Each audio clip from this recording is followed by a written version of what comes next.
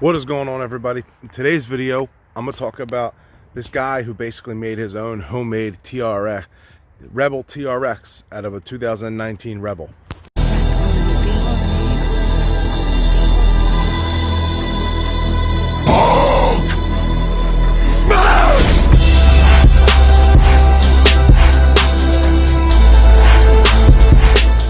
Alright guys, before I get started on the video, Guage Performance has two Circle D converters right now for sale for $1,150 shipped. They are Circle D, about 35 to 4,000 stall in between there. And contact Kyle Tingle. If you can't get a hold of Kyle, hit me up. I'll get in touch with Kyle, put it in the comments or something like that, or hit me up on Instagram at _Incredible Hemi. Message me if you want to get a brand, if you want a Circle D converter for your Ram 1500. Or basically any HP 70 transmission, the Circle D converter will work. Great converter. It's the exact same converter that I have in my truck now. He's got two of them for sale for $1,150 shipped. I think they go for about $1,500 without shipping. So right now, the deal right now is absolutely incredible. So please contact him and get your Circle D converter and, you know, rip some nasty 60 foots. I'm running a 1.65 60 foot and my 5,000 plus pound truck with no boost. So that is proving what Circle D converters can do for your truck.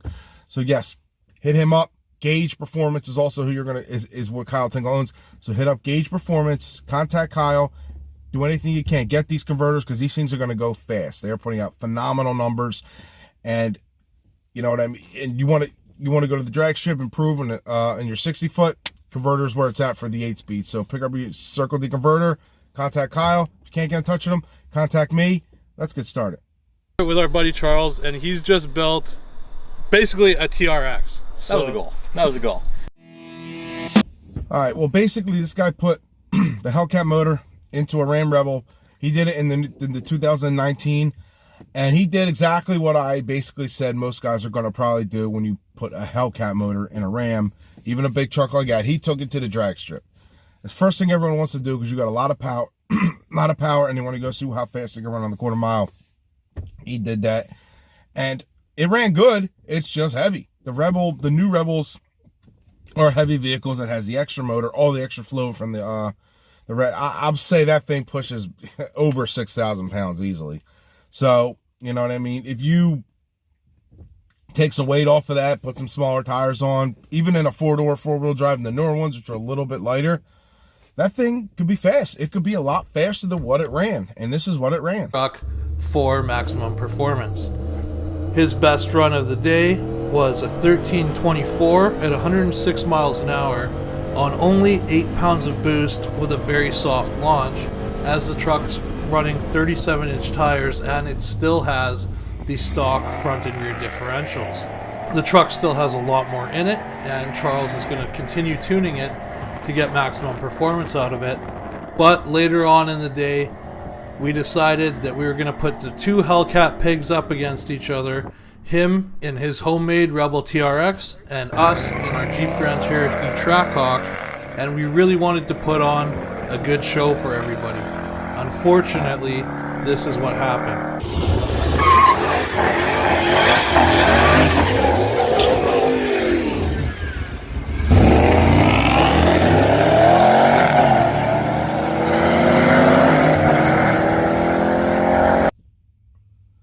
Now it sucks that he broke the rear axle and the front axle, but the front axle was going to break after the rear broke, and I don't think he realized it as he was doing his burnout.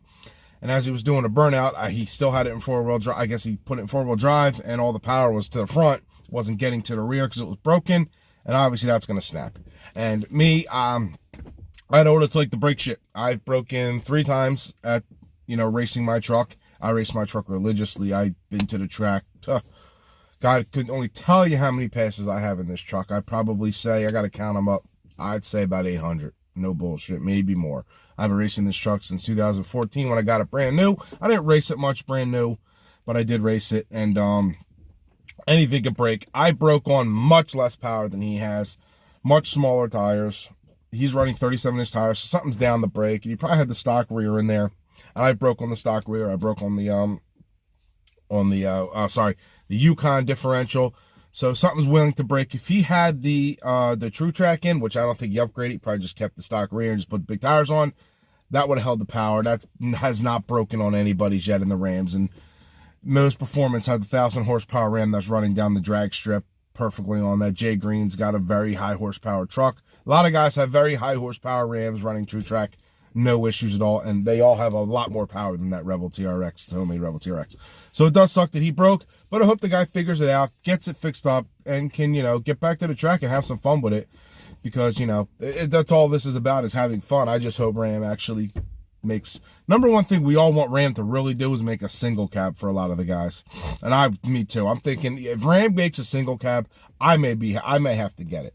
I may have to get it and mod a single cab and really have some fun with that. And, you know, if they come out with the TRX at a reasonable price range, shit, I'm talking to my friends and they're like, dude, that may be great for your channel. I may decide to get that and have some fun modding that, and maybe even turn that into a race truck. You know what I mean? Just because it's got big tires doesn't mean you can't put a lowering kit on it and some smaller tires and really run that thing to the drag strip and really tune it and everything like that. That thing would be nasty.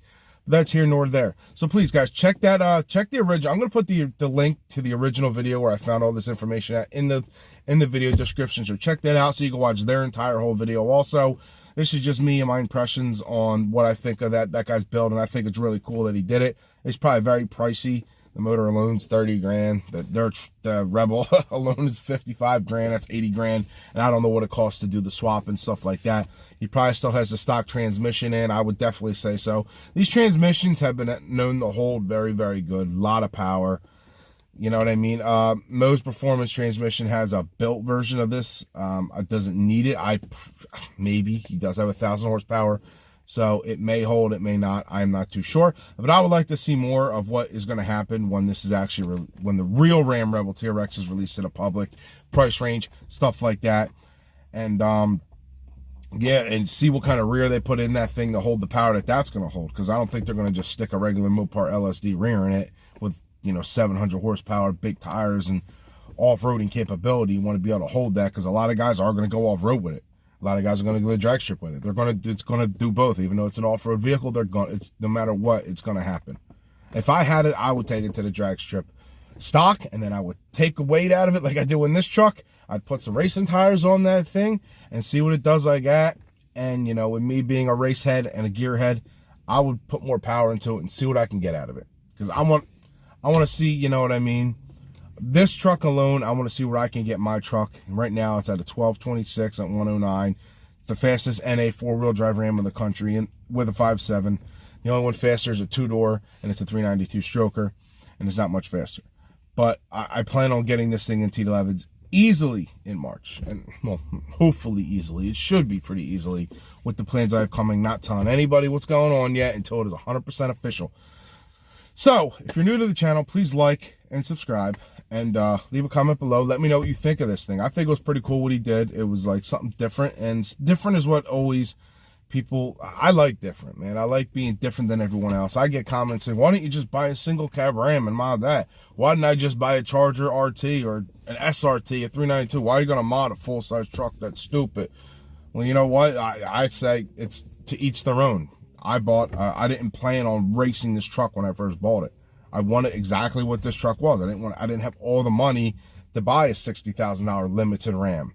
So I got an Express model. I got the options I wanted. I wanted 4 doors. I wanted 4-wheel drive. In the Express, they only had the 5-inch touchscreen or the crappy 3-inch screen. So I wanted that. And basically I wanted a limited slip to come from the factory. Gearing I didn't really care about, because at the time I was not looking to tow. So I was like, yeah, whatever gears you guys had. And, you know, I wanted black. Obviously I got black. And the all black package that was out was, nobody had them. It was like, you know, they were out, but nobody had them. So I didn't really care. I just wanted black. Do I like all black? Yeah, I like the all black. I'm completely blacked out everywhere except my stock wheels are still silver. And I think that's different. Everyone else is going all black on black on black on black. My drag pack's all blacked out. That's my drag pack. I want to look as sinister as possible at the track. So, guys, check out this guy's original video. Like I said, link in the description. Also, merchandise. Got a bunch of merch available. Please hit up my store, Incredible Hemi Teespring, Incredible Hemi store. I forget if that's the exact name, but please help support the channel. Get your merch. Push that like, push that subscribe button if you're not subscribed. leave a comment just because it helps support the channel. And I'll catch you on the next one, fellas. Peace.